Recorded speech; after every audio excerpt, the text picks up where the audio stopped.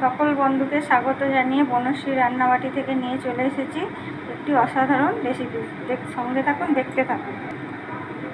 এখানে আমি ছানা ভাজা কিনে এনেছিলাম, সেটাকে আমি একটু ঘি আর তেল দিয়ে ভেজে নিয়েছি। এই যে এখানে কড়াই তেল আছে, ওতে ঘি দিয়ে ওগুলোকে ভেজে নিয়েছি। এখানে আমি গোটা গরম মশলা নিয়েছি, তেজপাতা, জিরে, শুকনো লঙ্কা, লবঙ্গ, এলাচ, দারচিনি আর জয়িত্রী, এগুলো দিয়ে দেবো ফোড়নে করে। একটুখানি অল্প একটু হলুদ দিলাম, একটু আদা বাটা দেবো, ওই জন্য হলুদটা দিলাম যাতে না চারিদিকে ছিটকে ওঠে। মানে একটা বড় সাইজের টমেটো আর দুটো কাঁচা লঙ্কা দিয়ে পেস্ট করা আছে, এটা আমি দিয়ে দিচ্ছি। এটা দিয়ে ভালো করে কষে নেবো যতক্ষণ না ভাজাটা হয়ে যায়, তেলটা ছেড়ে আসে টমেটোর থেকে। জিরে গুঁড়ো হাফ চামচ জিরে দিয়েছি, হাফ চামচ ধনে গুঁড়ো অনুযায়ী লঙ্কা গুঁড়োটা দেবো, খুব সামান্য হলুদ গুঁড়ো, হাফ চামচ কাশ্মীরি লঙ্কা। এটা ভালো করে মিশিয়ে নেব। টমেটোটা ভাজা হয়ে গেছে, আর এখানে কাজু, কিশমিশ, চালমগজ আর পোস্ত একসঙ্গে আমি বেটে রেখেছিলাম, এটা এবার দিয়ে দিচ্ছি। আমি জলটাও বাটি দিয়ে দিয়ে দেবো। ওটাকে ভালো করে কষিয়ে নেব।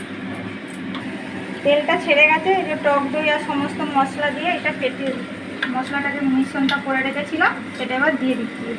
গরম জল করে রেখেছি, সেটাও দিয়ে দিচ্ছি বাটি থেকে ধুয়ে।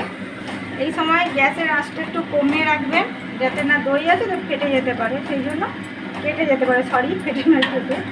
এবার আমি ভালো করে এটা কষিয়ে নেবো যতক্ষণ না তেলটা ছেড়ে আসছে। স্বাদ অনুযায়ী লবণটা দিয়ে দিলাম।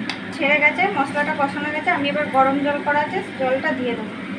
ঝোল গ্রেভিটা ফুটতে দেবো, যতক্ষণ ফুটে ওঠে ততক্ষণ ঢাকা দিয়ে দিই। ফুটে উঠেছে, এবার আমি ছানা ভাজাগুলো দিয়ে দিচ্ছি।